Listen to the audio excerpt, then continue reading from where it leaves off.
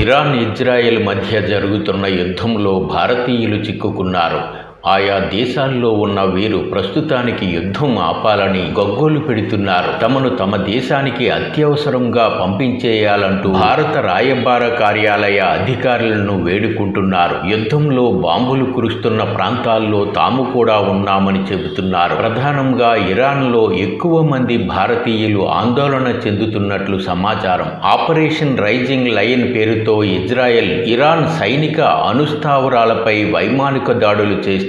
దీనికి బదులుగా ఇరాన్ క్షిపణులు, డ్రోన్లతో దాడులు చేస్తోంది. ఇజ్రాయెల్ నగరాలపై బాలిస్టిక్ క్షిపణులను ప్రయోగించింది. దీంతో ఆయా దేశాల్లో చిక్కుకున్న భారతీయులు ఆందోళన చెందుతున్నారు. తాము నివాసం ఉంటున్న ప్రాంతంలో క్షిపణులు పడ్డాయని ఇరాన్ టెహ్రాన్లో చిక్కుకున్న భారతీయులు గగ్గోలు పెడుతున్నారు. తమను భారతదేశానికి తీసుకువెళ్లాలని వేడుకుంటున్నారు. తమను స్వదేశానికి తరలించే వరకు యుద్ధం ఆపాలని కోరుతున్నారు. ఆయా దేశాల్లో భారతీయులు బయటకు రాకుండా ఎక్కడి వారు అక్కడే ఉండాలని భారత రాయబార అధికారులు హెచ్చరిస్తున్నారు. అత్యవసరమైతే తమను సంప్రదించాలని హెల్ప్ లైన్ నెంబర్లు వెల్లడించారు.